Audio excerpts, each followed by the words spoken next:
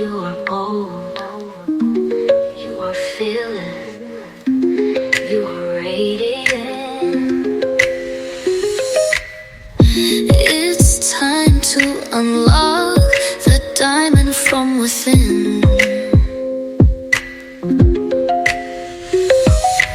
BFF, we rise above, stronger together, we shine with love.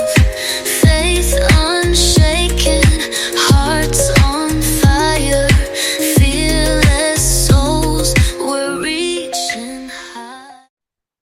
Hey guys, and welcome back to another episode of the BFF Empowerment Podcast. I am your host, Blaque Diamond, and today we are doing another segment of the Women on the Rise of the BFF Empowerment Podcast. So today I have with me Miss Carolee Beckham, and Miss Carolee Beckham is one half of the dynamic couple who share their inspiring story with couples and singles on how they can empower themselves to be co-creators of their own lives. Thank you so much for joining me, Miss Carolee Beckham. Yeah, thank you for having me. All right, so just tell us a little bit about yourself, and then we'll jump right into the interview. Yeah, so I like your little intro said, I am in a really beautiful partnership with my husband, and we are parents to four children. And we have a story that started out really, really challenging. And I've lived actually a really challenging life that has required a lot of healing. We were both raised in Mormonism, a high demand religious culture. And as we had catalysts in our marriage and our life, we realized that we needed deep healing and saw that the structure and the community that we were part of didn't hold us in that healing need. And so we went on this deep journey of undoing our trauma and our past and deconstructing the life that we were given that really actually wasn't the life of our own creating, right? And so now I'm in this place in my life where I'm early 40s. I have healed the wounds of infidelity. My husband was repeatedly unfaithful, and I've left the religion of my upbringing and have found myself in my own sovereign spirituality.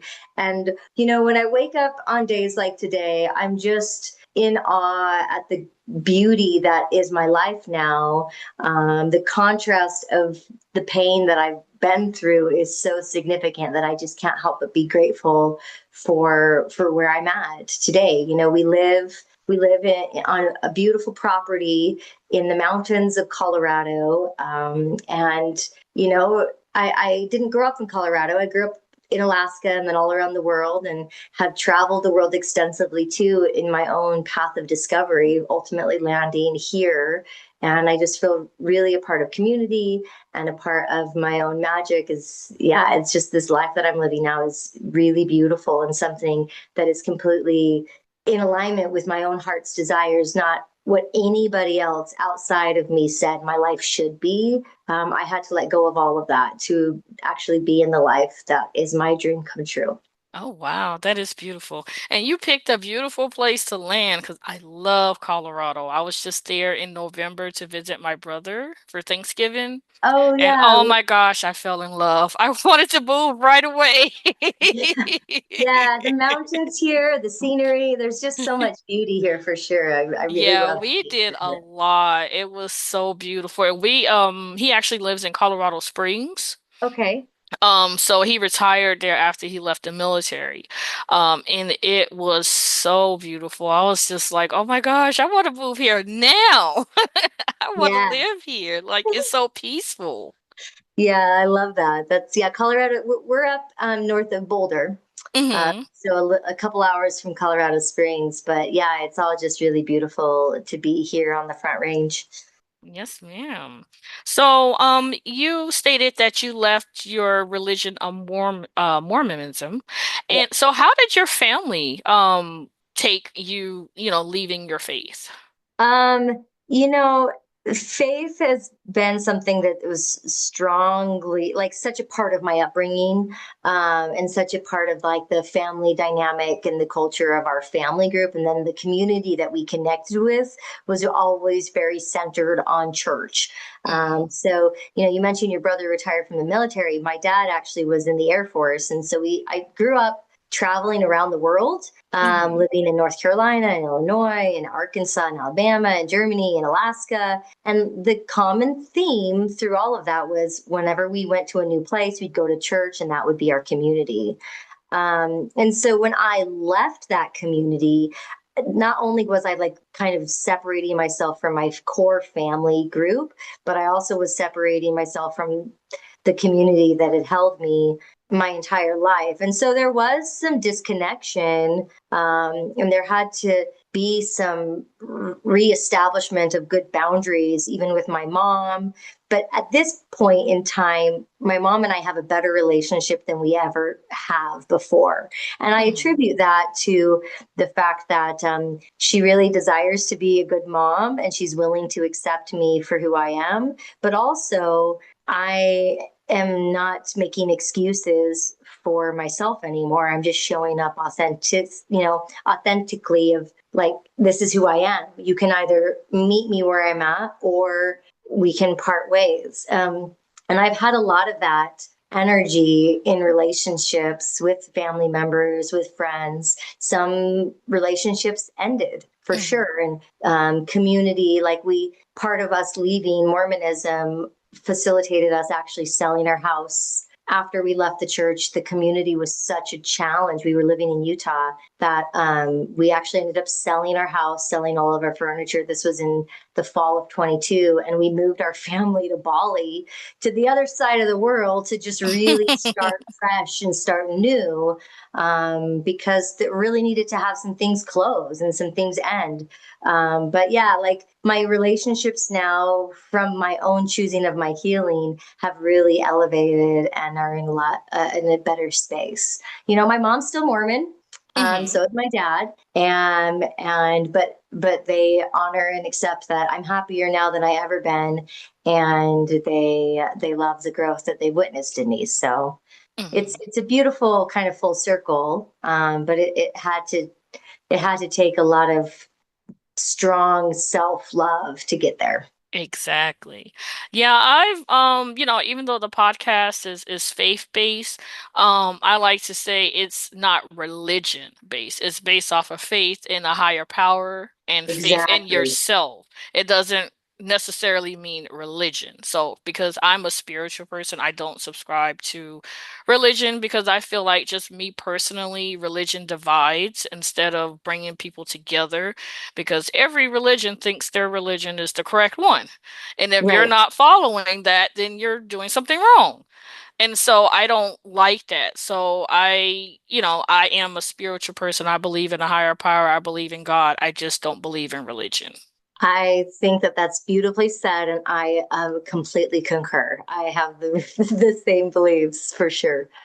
All right. So let's see here. What is my next question? So I saw that you are writing a book. Can you tell us a little bit about what your book is about? I know it has to do with your journey in your relationship, but what can readers expect for reading your book? Yeah, that's a great question. I have a couple of books that are in the works, I guess I could say. One of the book series we're calling The Magical Story of Us. This is a story that's going to be a 2 volumes book series. Volume 1 is my husband's story. So him telling the timeline of our healing, what we were going through, like a really deep dive, true, honest expose into the nitty gritty of our life from the masculine perspective. Volume 2 is my story, so telling the kind of covering the same time frame of our journey, but telling it from my perspective of what was really alive and moving for me as a woman. So it's like the masculine and the feminine. We have our own stories that we tell because we are our own unique people, but they'll complement each other. But the book that we're actually working on that's going to come out first, that we plan on having out in just a few months from now, is called Ritual Shadow Work. And ritual Mm. shadow work is essentially the name we've given to the process of our healing and how we hold our healing in a spiritual context. You Mhm. know, like we've been through trauma, we've been through difficult things in our life. And as a collective, everybody really has a story of transcendence within each one of us, right? Where we lean Yes. into the higher power, we lean into source, God, the creator, however you want to call it for each unique person. But like when we're held with this perspective of everything is happening for me, not to me, I'm not a victim anymore, I'm a conscious co-creator, we realize that we can actually see the deep, deep alchemical healing that we do from the perspective of empowerment. And Mhm. so, ritual shadow work is explains the process that my husband and I do to do this work, because we always have shadows, Yes. but how do we consciously see that shadow, and then what you do with it once you see it. Mhm. There's a couple step process. One of the first things that we do, and this is what the book's going to outline, is we work with astrology, with the astrological blueprint. Each one of us has a very unique blueprint of where all of the planets were at the moment of our birth. And that Mhm. can really shed some light into how we relate to the world around us and to ourselves. So our approach looks at that, but also looks at current transits and works in synchronicity with the moon.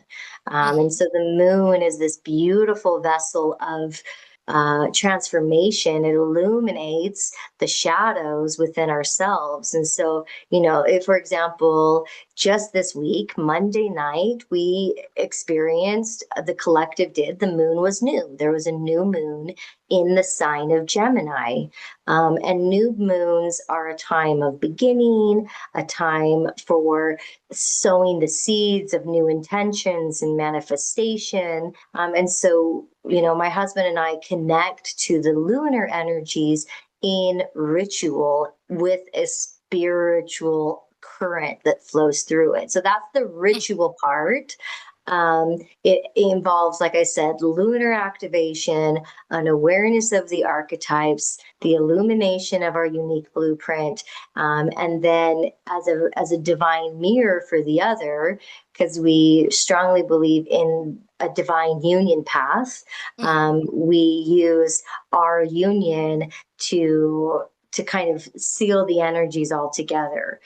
So we do new moon practices, we do full moon practices, we also do dark moon practices, and they're playful, but they're deep. Sometimes they're serious, they're transformative, and it's ultimately literally how we transformed a life of trauma, pain, Mhm. disconnect, lack of embodiment, to a life of like really conscious co-creation with source, and the dreamiest relationship that I never knew I could have, but is now my reality.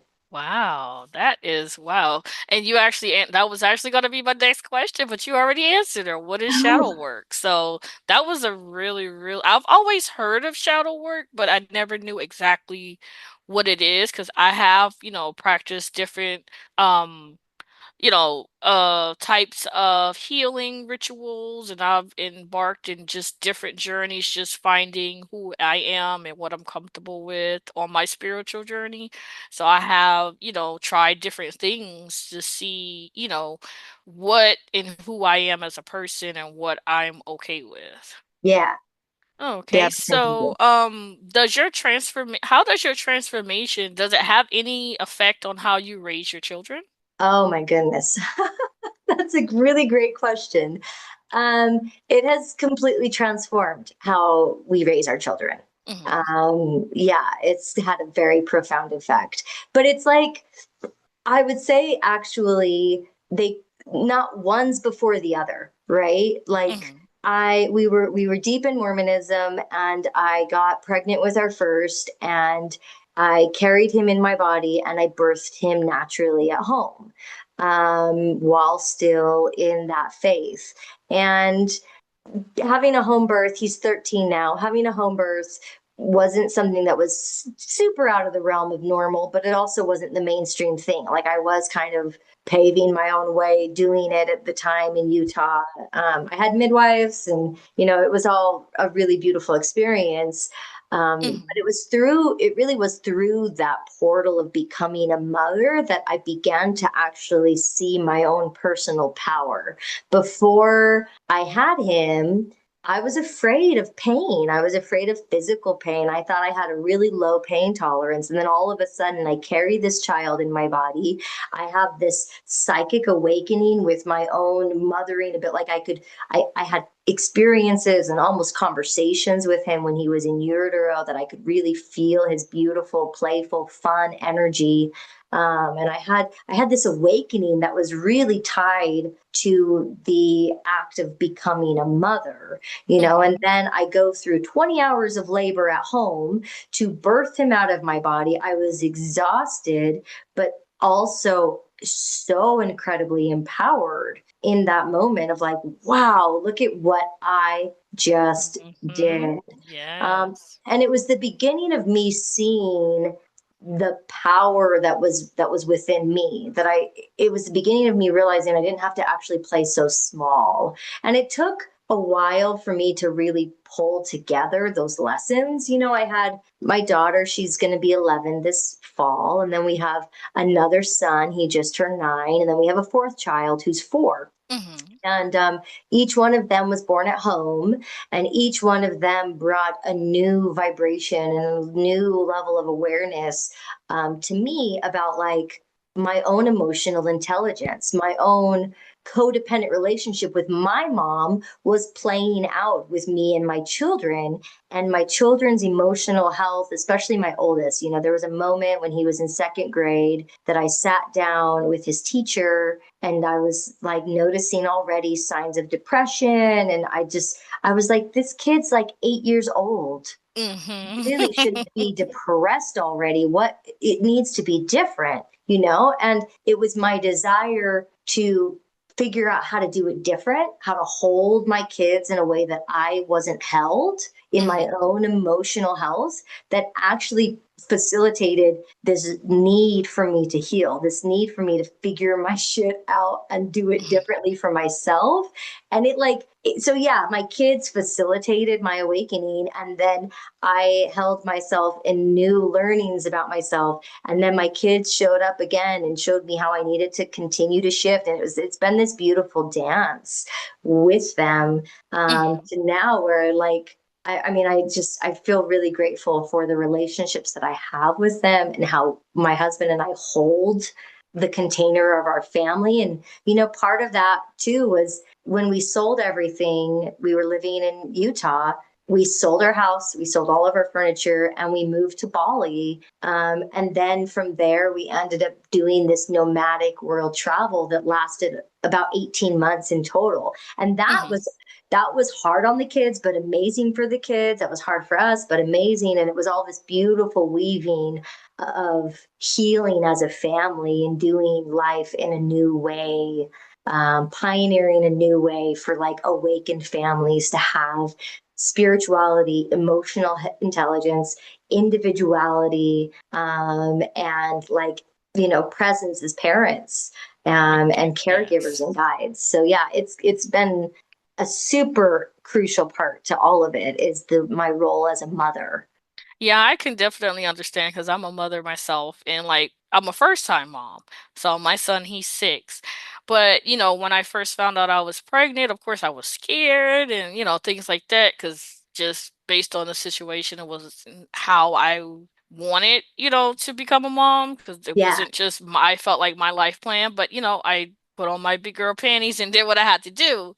But during that process of just feeling that baby move and grow and I just had this deep desire to do things differently from, the norm of how and what I was raised and taught and everything. So, like, I did look into different alternatives into how to give birth, and and I settled on wanting to do a water birth. Oh, cool. That was something I wanted to do. I looked at all the other options with, giving birth at home and different things like that, and I was just like, I don't really know, especially because I was doing it by myself. I was a single mom. I was like, well, and I saw that there were options where I could do it in a hospital and still do the water birth. Oh, cool. So I wanted to do that. But unfortunately, due to life circumstances, I was not able to give birth the way I wanted to. I had to be induced because it was an emergency situation, and like literally I wasn't able to do that. But then like I had my whole birthing plan, like I had everything set up. I was breastfeeding. I was going to do all these things. I didn't get to give birth the way I wanted to, but I did get to breastfeed, not traditionally, just because my son had so many issues when he was born. Mm, But I did pump. And so I still made sure that he got, breast milk. Like I was determined that that was what he was going to get. There was going to be no formula. So, I did it, the way I wanted to. I had to be altered, of course, but, it made me feel good, to see that I planned and did, birth the way I wanted to. Because even with the epidural, it didn't work. So I already know next time, which, we're planning for baby number 4, later on this year with my significant other. He has 2 children already, so this would be my second. Um, okay. and so I already know I don't want to go through the epidural process because I already know it doesn't work for me. Like I literally was in labor for 24 hours and they induced me and I felt everything. Oh, But it was like I am so in tuned with myself that I talk to myself through the contractions. Like when I would have one, I would just be like, it's not that bad. It's not that bad. It's not as bad as you think. And, and I would kind of just tell myself that until it went away, until the next one came. I would be like, it's not that bad. And that's how I got myself through labor. And then when it came time to push, and they were like, oh, you know what? It may take up to 3 hours. Do you want to practice? And I'm like, 3 hours? Oh no, let's just get this. What's the point of waiting? Like, let's go ahead and do this. And so literally 3 pushes and my son was here. oh, amazing. And they were like amazed. They were like, "You're a first time mom in this, that," and he wasn't he was kind of average. Like he was 6 pounds 4 ounces, so I would say about an average size baby. But yeah, it was easier than I thought. And I think because, all these years you see on TV about all the women, they're screaming their heads off and, I hate you. And, and so that's what I was expecting. And then when it Yes. happened, and I'm just like, this it? They really have to be exaggerating when they're doing all that screaming. So it was a beautiful thing for me. And that's why it made me like, yeah, I can see myself doing this again. Yeah, I love that. I being pregnant was difficult for me, but good grief, the empowerment of actually delivering a baby through our bodies, it Hmm. really makes you feel like, wow, like I love that mindset that you had of like, oh, I can do this, right? I had a very similar one where when contractions would hit hard, it was like, I can do anything for 30 seconds. That was a little mantra that I had said to myself. Hmm. I can do anything for 30 seconds. And, with each baby, it got easier.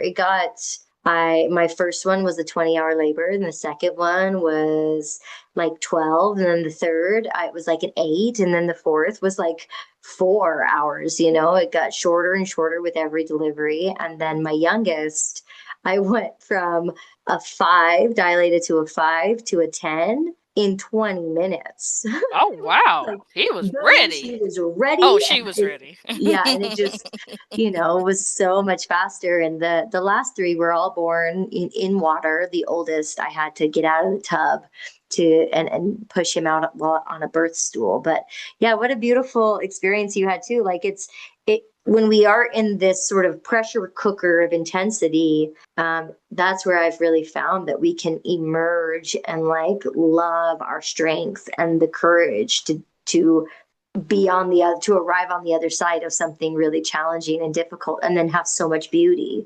There's not really much else that's more beautiful than really feeling your body go through it all and then holding this brand new baby on the outside of your body, right? Like Exactly. it's so, yeah, becoming a mom really facilitated my self-love journey of awakening and loving myself and healing. Wow. Okay, so while we're on the topic of childbirth, so for you, how did you bridge the gap between spirituality and sexuality? Oh, okay, yeah. So, in just mainstream culture, just general, like not just it's really relevant in like high demand religious Mm-hmm. cultures where, but like in general, sex is something that's often taboo, Yes. and it's, you don't talk about it. It's shamed.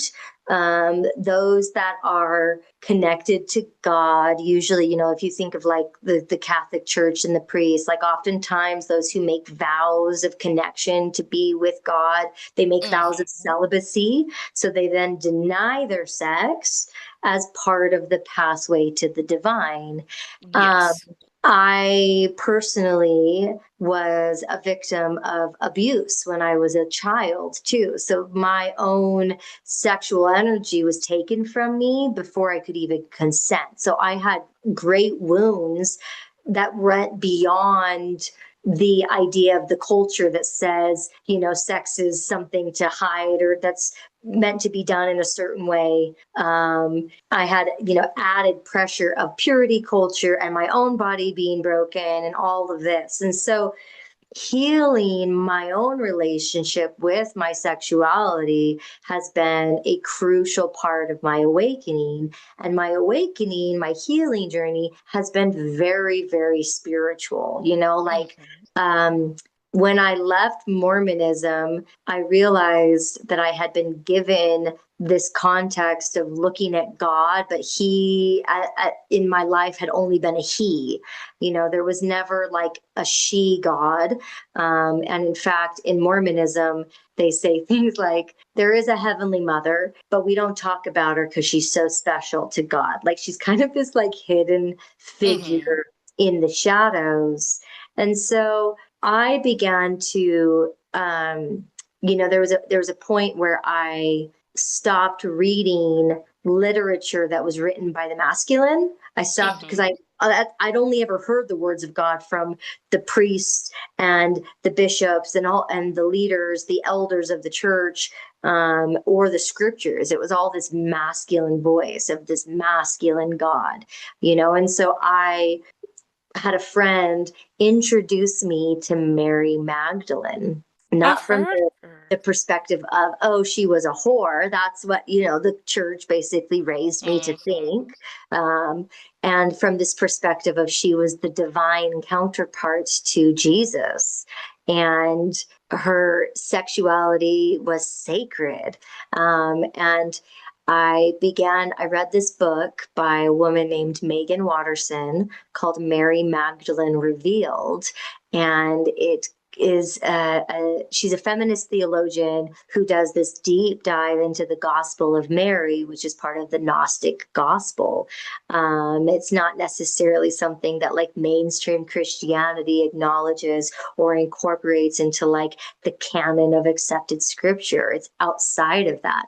But I found so much resonance of this idea that as women, you think back into like the archetypal story, like the archetype of the story of Adam and Eve. We have Mm-hmm. Adam who God made, and then he took the rib out and made Eve from man. So she's meant to serve man, but then she takes the apple from the snake, and there's all this like sexual symbolism in that. And now they have to Mm-hmm. be cast out of God's presence forever. Women are sinful, right? That energy of Yes. the womb of creation and even of eros and embodiment.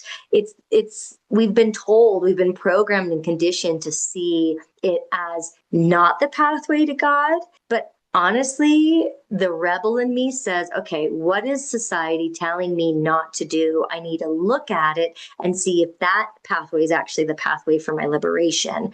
And so I've done that. And I've discovered that the very thing we've been told is taboo or bad or makes us sinful can actually be a pathway, like the very pathway for our deepest and highest liberation. So the eros that flows through me, the sex that I have with my husband now, it's so sacred, it's so connected to the divine, and we feel like, I love the Gospel of Mary because it talks about the intersection of being equally human and equally divine. And we find that in the highest form when you're in union with another person, when Mhm. you're in an embodied, safe, sovereign union, like the potential for what that feels like in this human form, really, I found it to be like this direct access to the divine. So yeah, my husband and I, the ritual shadow work also has a sexual component that we do. We connect with the astrology, we connect with the lunation. What is that showing us about the shadows that are still within us, that we're looping the stories? And then oftentimes as we create and we manifest and call in new timelines and this portal of creation, we connect sexually with each other and charge the energy with that feeling that we have in this really loving, safe container of our union. And so it's like, yeah, like it to some people it might still not make sense. What I'm saying is like the very thing that we've been conditioned to shame is actually the very thing Mhm. that can give us access to the divine. But I can't deny it. I've experienced it in my life, and it's had profound effects on just every aspect. Yes, I definitely can relate to, where you were speaking on, because I myself, like, just growing up, we couldn't even mention the word sex. Like, it was literally, and I think a lot of it was because of my mom's own trauma and her being, sexually active at a very young age. And so, and it was of her own doing. It wasn't that she was abused or anything like that, but I ended up being abused myself when I grew up by my own biological father. And so that was my first sexual experience, and it was horrible. And Yeah, so for the longest time, I had this really bad thought about sex and things like that. But once I started my healing journey and just realized that the act itself is not the sin, it's the right. person committing the act, especially when it's not of your own free will. And I Yes. had to teach myself that. And so I actually learned and, I studied and learned my body and learned, just everything that I needed because I didn't get that education, as a child or growing up. So as an adult, after experiencing sexual abuse, I wanted to be quote unquote normal. I wanted to see sex normally. Like I didn't want to be one of those people that, experience a sexual abuse and either become very frigid or become promiscuous. So I wanted to find how could I balance and see sex as a healthy thing and not something that, and so it just taught me to value sex. So it taught me that I don't have to have sex with everybody. It taught me if this person is not meeting what I'm looking for, as far as a relationship, commitment, the things that I want, then I'm not having sex with them. And it helped me, and now with my significant other, he's just so, I guess, in awe of how comfortable I am with my sexuality and that I don't, we talk about it and I'm open and we talk about what we like and the things we do and I'm very open-minded when it comes to it. And so he's like he's never been with a woman that's been like that before. It's just been because of, just society and how they see and view women who are open about their sexuality. We do what we do with each other. So there's like Right. no other people involved or anything like that. But, you know, we don't have limitations. We are open with doing what we do with each other. Yeah, beautiful. Yeah, it's, you know, having, as someone who also had my first experience being something that someone took away from me, right? Like you and I have that common thread of like our childhood had this wounding around our bodies being used for someone else's unconsciousness, right? Mm-hmm. And so it's like it's important for every woman to go on this journey of healing our relationship with our sex. But I commend you for like diving into that healing. From my own personal experience, I know, you know, when you have that kind of an imprint in your childhood, that traumatic imprint, it really actually plays a lot more into our psyche and our relationship with intimacy. Mm-hmm. And so like, you know, it takes a lot of courage to like look at that and allow it to evolve in a way that comes to it from a healing perspective. Yes. So Because beautiful. it Like, was very embarrassing. Even like I knew nothing about womanhood outside of we have a menstrual every month, and if you have sex, you get pregnant. And there's a right. possibility of sexually transmitted diseases. Like literally, that's all my mom taught me about sexuality. I Yeah. knew nuts. So when I got my first yeast infection, I was panicked. I was 19 years old. I didn't know what was happening. Like, and of course, person I was with at that time, he could care less. He still wanted me to be intimate with him, and I'm still trying to figure out what's going on with my body. Why am I hurting? Why is it and it was embarrassing to go to the doctor to find out it was just a yeast infection, and I'm just like, I made it my point from then on that I would know all there was to know about being a woman, about my body, so that when something like that happened or something was, just didn't feel right, I would know what was going on with me. Yeah. Wow. Yeah. It's empowering to take our power back. Yes. Yeah. And again, very similar upbringing to where I had my first kiss at 13, but there was so much shame around the idea of connect. Like there were so many like right ways to do connection with boys. And I felt like Mhm. everything I tried was actually the wrong way that I couldn't even admit to my mom that I had had my first kiss. I told her when I was like 21. By the way, Oh, mom, wow. I had my first kiss back when I was 13. Like I couldn't talk about it. Mhm. And there was a lot of like, you know, I knew I could make my mom blush and feel embarrassed if I even said the word boobs, you know, like there wasn't body positivity. There wasn't conscious Yes. conversation about cycles. I wasn't, you know, most Mormons get married at a young age, like Mhm. at 20, 21. In fact, there's a cultural kind of tongue in cheek thing that says if you are 25 and unmarried, you're a menace to society. Um, and I got married at 26 and I was a virgin and I went on birth control because I had no concept of like tracking my cycle and understanding my fertility window and being Mhm. empowered in my body. Instead, it was like the weight and the pressure of family planning, you know, was entirely like on my shoulders. Even though I was married, I had to take the birth control.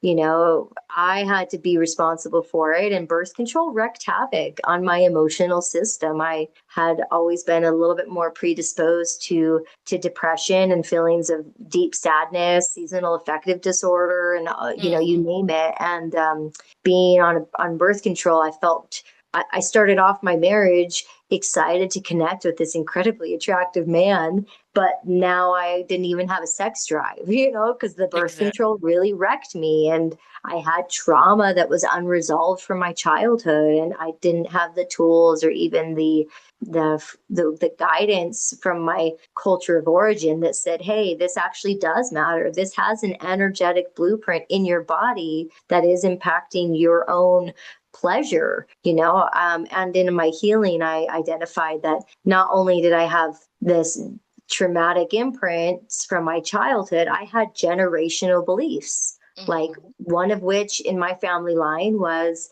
that women are actually meant to be mothers wives and Mm-hmm. mothers, but not lovers. Like we just don't have desire. We're not supposed to To desire. enjoy it. Desire is Yes. Mm-hmm. sinful, and or something along those lines, right? So I had Mm-hmm. to sit even with my own idea of, I recognized at one point that I had judgment. I had a judgment about embodied women, that they were trashy. An embodied woman is trashy, and I didn't want to Mm-hmm. be trashy, so I couldn't be, I couldn't like sex, and I couldn't be embodied. And wow, I've completely had that belief thrown upside down and turned over, and it's not even remotely close to true, but it was my reality and my Exactly. perception. Yep, that's exactly. I felt the same way, and it was very hard for me to be able to express to, men what I liked, because I felt like if you don't, and I had to learn this too on my journey with learning who I was and what I liked. I learned that, there's no way you can teach a man or show a man what you like if you don't know yourself. Absolutely. Yeah. So So you have to imagine know, if you you can't depend on him to, do all the work and figure out, okay, well, you like this feels good. It's just, yeah, you have to learn that yourself as a Yeah, woman. and then imagine if your culture told you you weren't supposed to like anything. Mhm, mhm. Yeah, it's Yes. it's a really important conversation to have, and to like empower women to say there's nothing wrong with having with loving sex. It's actually a really beautiful thing to have a healthy relationship with. Definitely. So while we're on that note, so what advice would you give someone who is struggling with being comfortable with expressing themselves sexually? Well, to answer that question, it kind of goes back to the ritual shadow work. Mhm. What we are expressing on the outside is a manifestation of something that is resonating within us. And Mhm. oftentimes, if somebody is having a hard time expressing themselves erotically, or tapping into that, or feeling embodiment, there is potentially like some energetic imprints, some core woundings that have closed those parts of the psyche, of the body, of the expression down. Mhm. Um, and so it's like having courage is one of the first steps. Having courage to say, to claim what is true. If that truth is, sex hurts. Sex isn't supposed to hurt. It hurts, or I feel too tired to engage. I don't really want it. Like, Mhm. I'm not comfortable in my body. Like, all of those physical manifestations are actually rooted in belief systems. And by belief systems, I'm not talking about like church, right? It's like our inner Mhm. compass, our inner story. And so, how do we know? How do we access what that inner story is? And there's a lot of different modalities for healing. Some of the ones that really helped me were various like plant medicine ceremonies, were really transformative and rewiring some of my own circuitry. But like, truly, that's what our approach ritual shadow work does, is we use the lunation of the moon to kind of give the prompt, Mhm. right? Like, we have these repeating patterns in our life. A lot of people have story of like, I was in this one romantic partnership and it didn't work out and I broke up with them. And then how often do women find somebody else who's almost like a copycat of the other relationship that didn't work? And now they're back Yes. in it again, and they're wondering, why do I keep attracting the same kind of man? Or like, it's like, Yes. it's because there is something deep within that might be tied to our childhood, that might be tied to generational patterns, that might be tied to just core beliefs from infancy, from our adulthood, from our, like at various points. And so it's Mhm. like viewing our healing from this proactive perspective of claiming what's not working, and then saying, I'm going to get curious now about how I'm going to look at this, and then doing the shadow work, which is the excavation of that dark aspect that we're like, ooh, I can't sit with it, like really sitting with it and having that reflection, and then calling in, like having that key into like the manifestation aspect of, now that I've identified what's holding me back, now that I've perhaps had inner child healing, reconnected to those parts of myself and alchemized the story, now I get to call in a new way of being and use ritual, use spirituality, use empowerment to claim a different timeline, to claim a new story. Wow, I love that.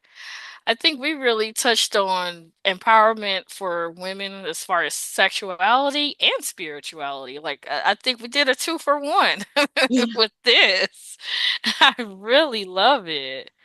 So we have come to my favorite part of the show, where we do our game called What is She Thinking?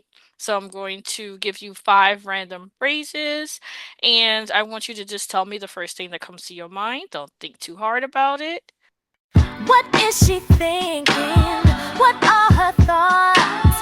Quick, fast, no blinking. What do you got? So your first one is sex is, Fun. okay, honesty is the best. Way of being. It is the way to liberation. Yes, bananas go great with. Ice cream. Please don't make me. Oof. That's a harder one. Please don't make me. We can come back to it. Okay, so the next one is going to be open your hand and. Receive the gifts that are waiting to pour down from the universe. All right, so please don't make me. Ugh. See, that was an interesting one. Please don't make me. It like touches on where I'm like, I don't live in that space anymore where people have to. But it's okay. Please It's don't just make me say random. it again. I don't know. Please don't make me say it. Okay, I got it. I like it. Well, so is there anything you would like to add before we sign off for the episode? Is there any social media, websites, anything you would like the listeners to be able to contact you on? Yeah, thanks for asking. Yeah, if anything of what I've shared sparks someone's curiosity about how they could really find, this approach of ritual shadow work is actually a playful, embodied approach to seeing our shadow. And if someone wants to be guided into that, it's a very unique process because it's really based on our unique blueprint, our individuality. And my husband and I, we have a full coaching program where we coach individuals and couples through the process of connecting with the moon and holding them with the sacred mirror to see their shadows, to do this kind of shadow integration, and so there's various coaching opportunities, but then also I teach what I call moon magic, which is without doing the coaching container for the ritual shadow work part, moon magic basically is the structure of how to, I don't coach people through their shadows. I just give them their own empowerment to then work with it. That's the difference. But it's kind of all the same thing. So all of these things that we do, they can be accessed through connecting to us at themagicalstoryofus.com.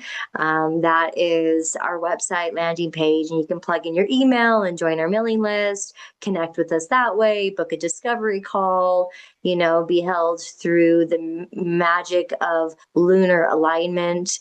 And that's also where people can connect if they're interested in these books that I've talked about, that will, the ritual shadow work will be coming out in just a few months later this year, and then the magical story of us will be coming out later. But then we do have a couple different social media platforms. Like I have my personal one, Carolee Beckham. My husband and I love erotic embodiment as our art form, and so we have this really fun account called The Mystic and Witch, where we take really, like boudoir, but like couples photos. we had a photo session where we dressed up like a witch and a wizard, very much like Outlander vibes. On the cliffs of Moher in Ireland. And so we have pictures from that shoot that we post and a bunch of other photo shoots. And so, there's a variety of different ways, social media, our website, to stay connected and be held in the magic of what we offer. So if anyone's interested, I'd love to have them, follow me on social or connect through our website to explore more of this work. Oh, wow. Thank you so much for sharing. We'll definitely include your information on the show notes so that listeners can just go straight to the website. Perfect. Sounds All good. right. Well, thank you everyone for listening to another episode of the Women on the Rise segment of the BFF Empowerment Podcast. Do be sure to subscribe and also follow the podcast on all major podcasting platforms. You can also follow us on social media at BFF Empowerment Podcast on Facebook. We are BFF Empowerment Podcast on Instagram, BFF Empowerment Podcast on YouTube, and also BFF Empowerment Podcast on Threads. You can also visit our website at bffempowermentpodcast.com. If you would like to be featured as a woman or Women on the Rise segment of the BFF Empowerment Podcast, be sure to send us an email to bffempowerment@gmail.com. If you have any topics you would like us to discuss, if you have just you want to say hi, definitely send us a message. We do appreciate you leaving a review. And I think that's all I have for today. Well, thank you guys so much for joining. See you next time. Thank you.